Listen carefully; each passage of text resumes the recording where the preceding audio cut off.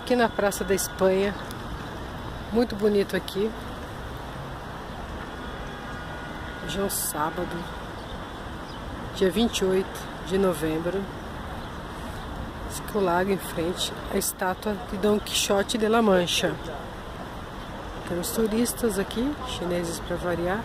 Esta é a estátua. E atrás um monumento